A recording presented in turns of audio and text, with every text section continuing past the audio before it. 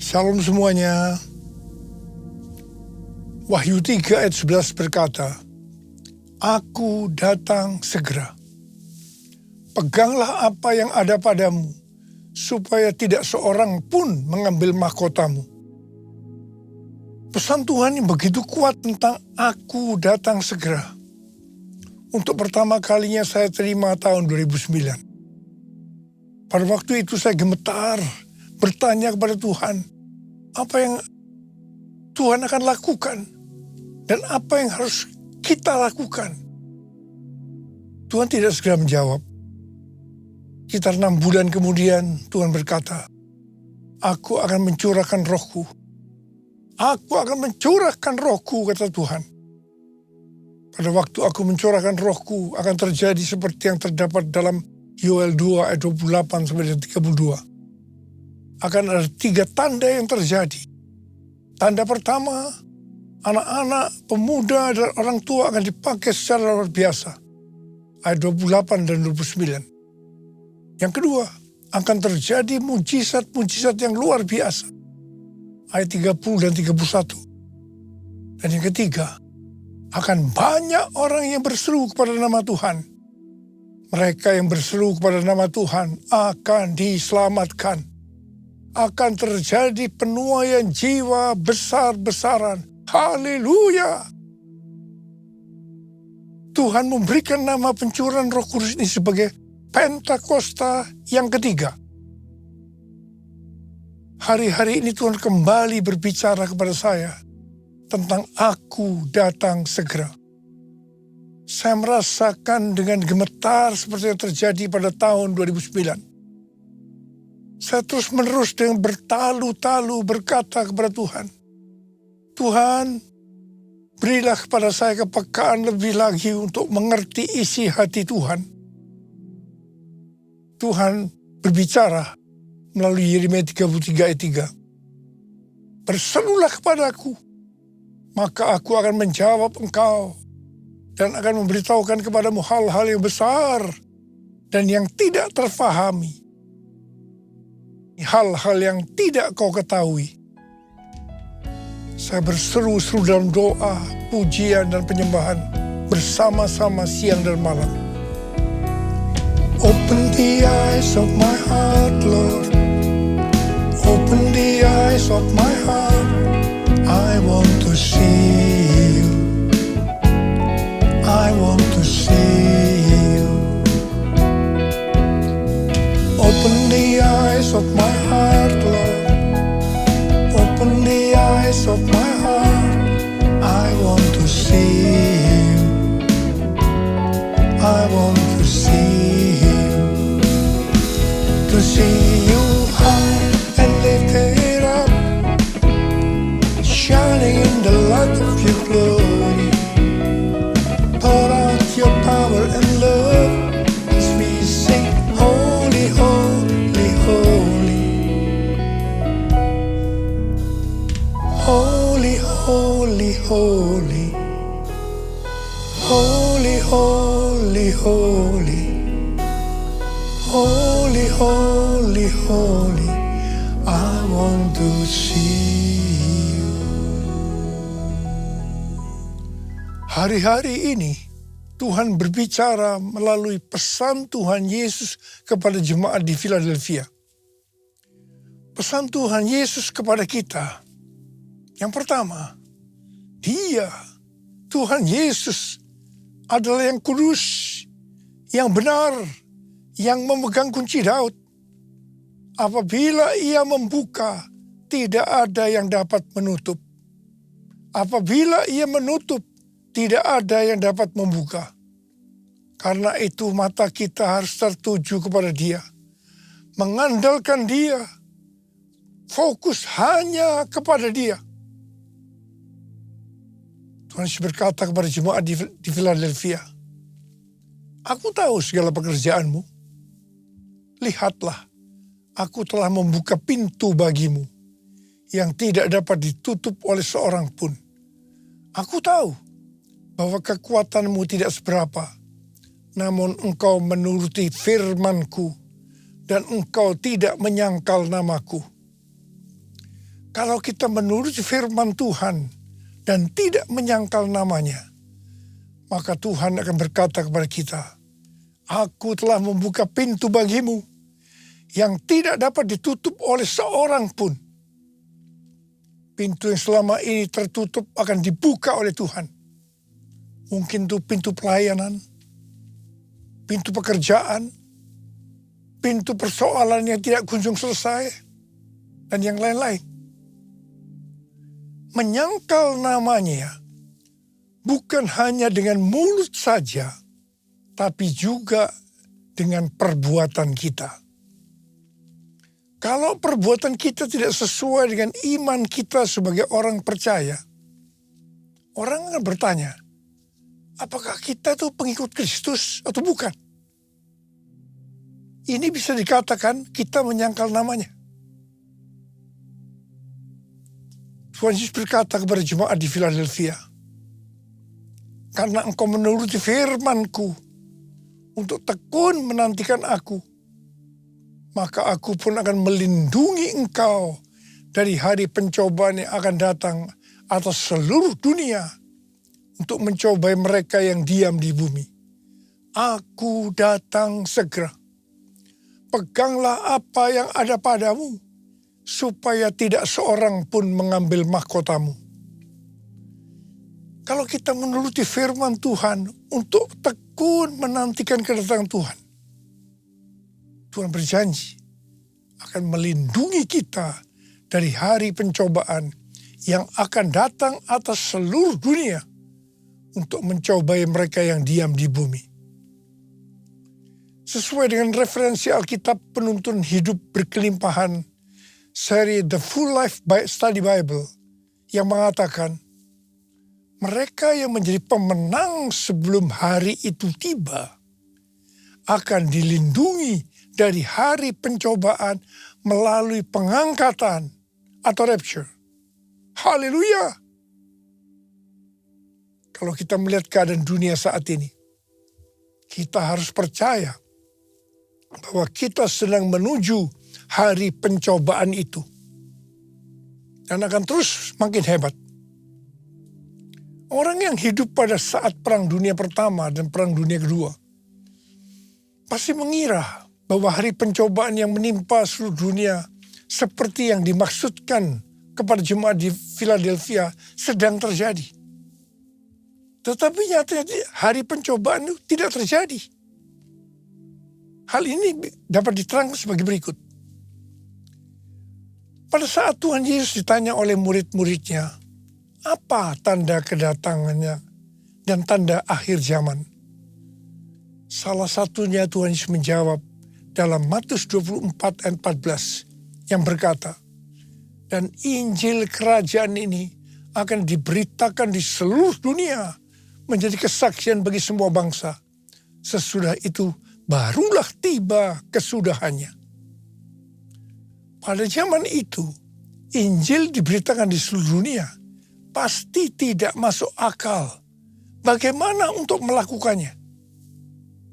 Tetapi akhir-akhir ini, terutama setelah COVID-19, penggunaan media sosial begitu meluas, sehingga pemberitaan Injil ke seluruh dunia sangat masuk akal. Mungkin hari-hari ini sudah terjadi. Kita tidak tahu. Yang jelas, kalau ada pencobaan yang datang ke seluruh dunia seperti yang terjadi saat ini, kita harus percaya ini merupakan permulaan dari hari pencobaan yang akan datang atas seluruh dunia untuk mencobai mereka yang diam di bumi, seperti yang dikatakan oleh Tuhan Yesus kepada jemaat di Philadelphia. Kita juga harus percaya kita akan dilindungi dari pencobaan itu melalui pengangkatan. Tadi dikatakan yang akan ikut dalam pengangkatan adalah mereka yang keluar sebagai pemenang. Mengenai pemenang ini, Tuhan Yesus berkata, siapa yang bertelinga, hendaklah ia mendengarkan apa yang dikatakan Roh kepada jemaat-jemaat. siapa yang menang, artinya yang melakukan perintah Tuhan itu, akan masuk surga.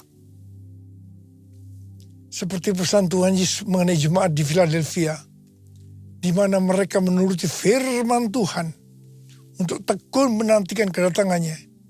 Itu juga yang harus kita lakukan supaya menjadi pemenang, sehingga kita ikut dalam pengangkatan. Yesus memegangku dengan tangan kananmu. Yesus memberiku kemenangan. Yesus memegangku dengan tangan kananmu. Yesus memberiku kemenangan. Yesus memberiku kemenangan.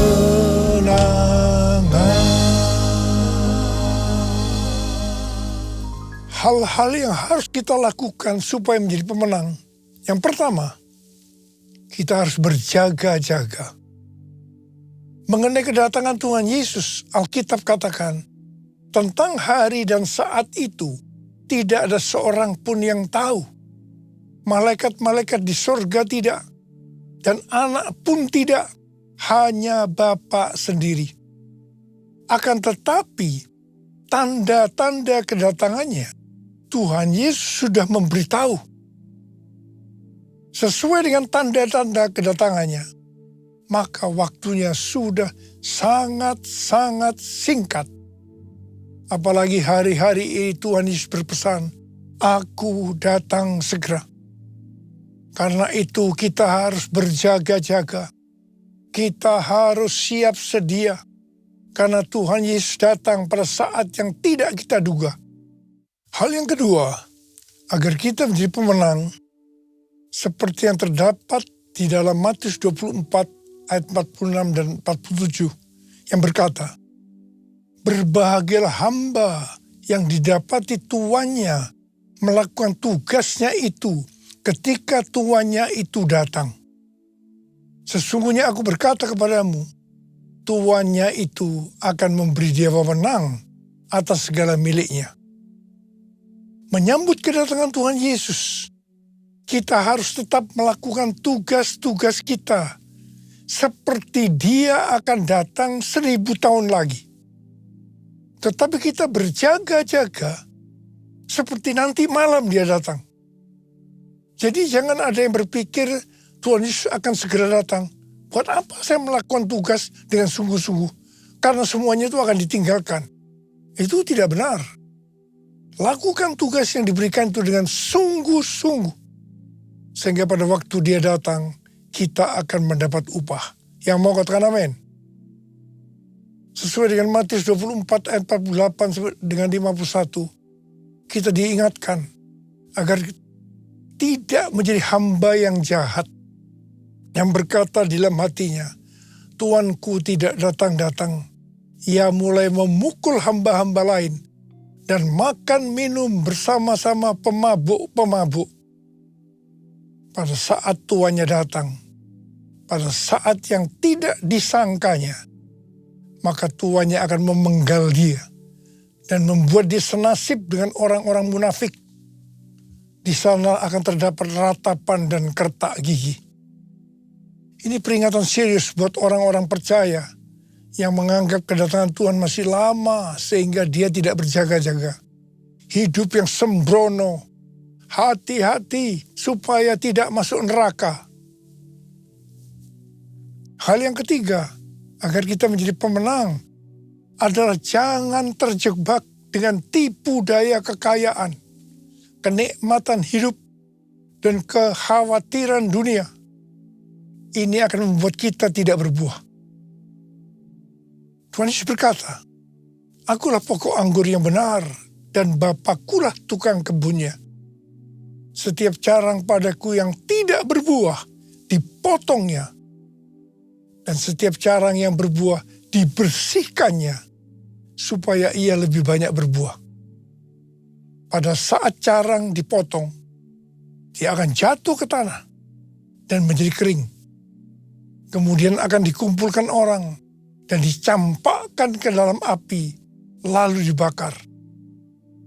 Orang yang tidak berbuah akan dicampakkan ke dalam neraka. Karena itu kita harus berbuah. Tuhan Yesus berkata dalam Yohanes 15:8, dalam hal inilah Bapa-Ku dimuliakan, bahwa kamu berbuah banyak, dan menunjukkan kamu adalah murid-murid-Ku. Galatia 5:22-23 berkata, namun buah roh ialah kasih, sukacita, damai sejahtera, kesabaran, kemurahan, kebaikan, kesetiaan, kelemah lembutan, dan penguasaan diri. Tidak ada hukum yang menentang hal-hal itu. Orang yang berbuah akan terus dibersihkan. Perhatikan ini. Agar lebih banyak berbuah. Kita terus akan dikuduskan melalui Roh Kudus, firman Allah, dan juga proses. Kita akan menjadi serupa dengan gambar Yesus. Artinya menjadi murid Tuhan Yesus. Hanya murid Tuhan Yesus yang masuk surga. Yesus, ku cinta Kau, cinta Kau. Yesus, ku cinta Kau, cinta Kau. Yesus, ku cinta Kau dengan segenap hati, dengan segenap hati, dengan segenap hati. Hal yang keempat, agar kita menjadi pemenang, adalah kita harus memiliki kasih yang semula. Dalam Wahyu 2 ayat 1-7, Tuhan Yesus memberikan pujian kepada jemaat Efesus. Karena yang pertama, mereka tidak dapat sabar terhadap orang-orang jahat. Bahwa mereka telah menguji yang menyebut dirinya rasul. Tapi tidak demikian. Mereka mendapati orang-orang jahat itu pendusta. Yang kedua, mereka tetap tabah, sabar menderita karena namaku, kata Tuhan Yesus, dan tidak mengenal lelah. Dan yang ketiga, membenci segala perbuatan pengikut-pengikut Nikolaus yang juga Tuhan Yesus benci. Kalau melihat hal ini, jemaat Efesus adalah jemaat yang luar biasa. Meskipun demikian, setelah memberikan pujian, Tuhan Yesus berkata kepada jemaat di Efesus, aku mencela engkau, karena engkau telah meninggalkan kasihmu yang semula. Sebab itu ingatlah betapa dalamnya engkau telah jatuh. Bertobatlah dan lakukanlah lagi apa yang semula engkau lakukan. Jika tidak demikian, aku akan datang kepadamu dan aku akan mengambil kaki dianmu dari tempatnya, jikalau engkau tidak bertobat. Kita harus menggarisbawahi apa yang Tuhan Yesus katakan, bahwa sebaik apapun kita melayani pekerjaan Tuhan, tetapi kalau tidak didasari oleh kasih yang semula, Tuhan Yesus akan berkata, betapa dalamnya engkau telah jatuh. Bertobatlah dan lakukan lagi apa yang semula engkau lakukan. Jika tidak, aku akan datang dan mengambil kaki dianmu dari tempatnya, jikalau engkau tidak bertobat. Sesuai dengan referensi Alkitab Penuntun Hidup Berkelimpahan, seri The Full Life Study Bible, Yang dimaksudkan dengan aku akan mengambil kaki Dianmu adalah menolak dan mengeluarkan dari dalam kerajaannya. Dengan perkataan lain, artinya akan masuk neraka. Karena itu kita harus menjaga agar kita selalu dalam kondisi kasih yang semula. Agar kita ikut dalam pengangkatan. Kasih yang semula adalah kasih pada saat kita baru bertobat dan mengalami kelahiran baru. Pada saat itu kita begitu haus akan Tuhan dan firman-Nya. Kita akan banyak berdoa, memuji dan menyembah Tuhan. Kita akan banyak membaca Alkitab dan hidup kudus. Hal yang kelima, agar kita menjadi pemenang adalah menjadi murid Tuhan Yesus dan memuridkan orang lain. Sesuai dengan Roma 8 ayat 29. Goal kita sebagai orang percaya adalah menjadi serupa dengan gambar Yesus, yaitu murid Tuhan Yesus. Sesuai dengan 1 Yohanes 2 ayat 6. Murid Tuhan Yesus adalah mereka yang hidup sama seperti Kristus telah hidup. Tugas utama dari murid Tuhan Yesus tanpa memandang profesinya adalah menjadikan orang lain menjadi murid Tuhan Yesus. Ini adalah amanat agung Tuhan Yesus. Kalau kita menjadi murid Tuhan Yesus dan menjadikan orang lain sebagai murid Tuhan Yesus, pasti akan ikut dalam pengangkatan. Yang percaya katakan amin. Saya berdoa, kita semua harus jadi pemenang. Yang mau katakan amin. Yang mau mari kita angkat tangan kita dan katakan bersama saya bersama-sama. Hosana, Hosana, datanglah Tuhan Yesus. Hosana, Hosana, ku merindukanmu. Hosana, Hosana, datanglah Tuhan Yesus. Hosana, Hosana, ku merindukanmu. Ku merindukanmu. Sembah Dia. Sembah Dia. Oh,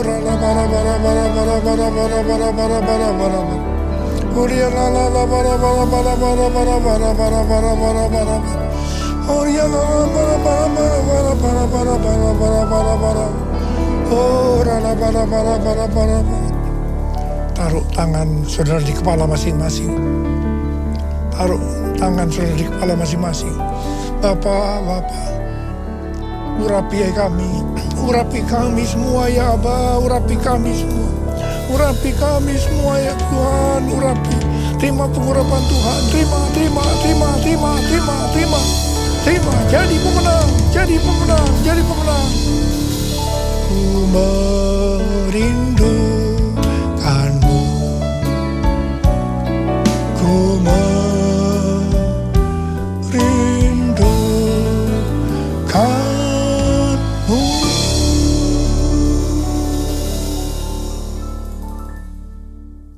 Mari kita akan masuk dalam perjamuan kudus. Kita akan mengingat ayat ini. Sebab setiap kali kamu makan roti ini dan minum cawan ini, kamu memberitakan kematian Tuhan sampai Ia datang. Perjamuan kudus adalah perjamuan Tuhan Yesus sendiri. Setiap kali kita masuk ke dalam perjamuan kudus, Tuhan Yesus selalu berkata, biarlah ini menjadi peringatan akan aku. Karena itu mari, tundukkan kepala. Arahkan hati kita kepada kebaikan Tuhan. Kita akan mengingat kebaikan Tuhan. Bapa, siapakah kami sebelum kami mengenal Engkau? Kamu semua orang berdosa. Upah dosa adalah maut, mati. Tapi Engkau yang tidak berdosa telah dijadikan dosa oleh karena kami. Engkau harus turun dari sorga mulia, menjelma menjadi manusia, mati ganti kami dengan penderitaan yang luar biasa. Sungguh kalau kami pikirkan betapa baiknya Engkau ya Aba. Itu Engkau ya Aba. Kau jadikan kami sebagai anak-anak-Mu. Kau berkati, Kau tuntun, Kau bela, Kau lindungi, Kau tegur kalau kami salah. Bapa, terima kasih. Terima kasih. Tuhan Yesus akan memberkati kita melalui perjamuan kudus. Tapi Tuhan mau agar kita makan dan minum dengan cara yang benar. Karena itu masing-masing sekarang berdoa. Firman Tuhan sudah dibagikan. Kalau Tuhan mengingatkan kita agar kita menyelesaikan segala sesuatunya dengan Tuhan, langsung kita minta ampun di hadapan Tuhan. Ampuni saya Tuhan. Ampuni saya, ampuni saya. Ampuni kami semua Tuhan. Ampuni anak-anak-Mu. Ampuni hamba-Mu ini juga. Terima kasih, terima kasih. Kami akan masuk dalam perjamuan kudus dengan hati yang penuh ucapan syukur. Dalam nama Yesus kami berdoa. Amin. Mari kita angkat roti di tangan kanan kita. Sebab apa yang telah kuteruskan kepadamu telah aku terima dari Tuhan. Yaitu bahwa Tuhan Yesus pada malam waktu ia diserahkan mengambil roti. Dan sesudah itu ia mengucap syukur atasnya. Dia memecah-mecahkannya dan berkata, inilah tubuhku yang diserahkan bagi kamu. Perbuatlah ini menjadi peringatan akan aku. Saudara kasih Tuhan, bukankah roti yang kita pecah-pecahkan ini adalah persekutuan kita dengan tubuh Kristus. Mari kita makan dalam nama Yesus.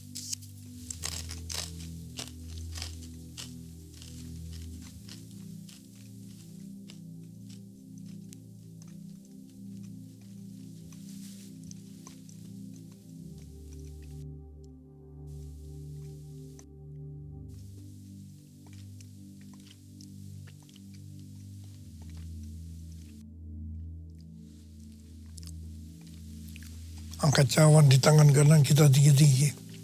Kemudian juga yang mengambil cawan sudah makan lalu berkata, cawan ini adalah perjanjian baru yang dimeteraikan oleh darahku.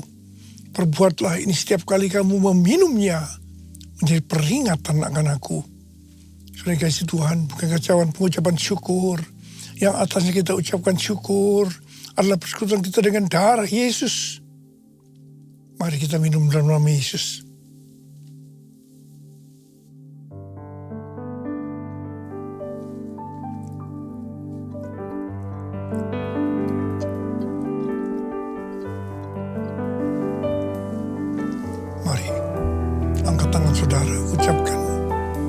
Terima kasih.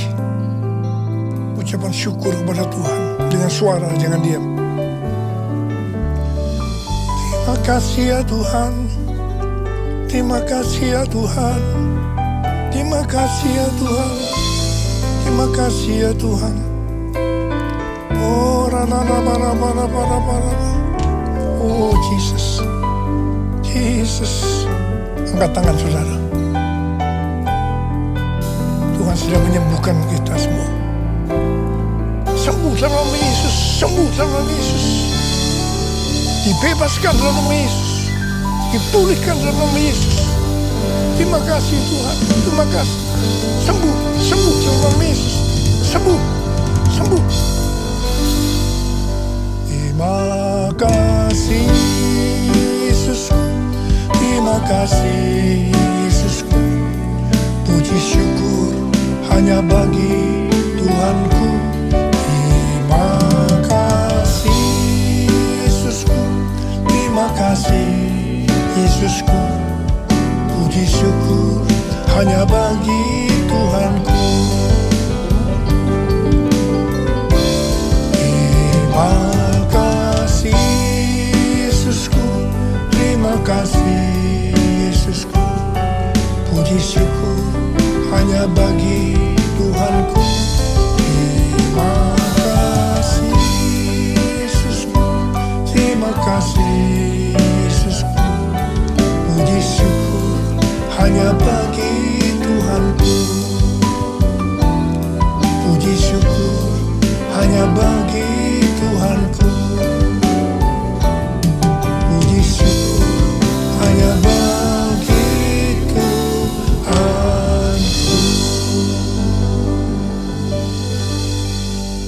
Mari angkat tangan saudara, terima berkat Tuhan.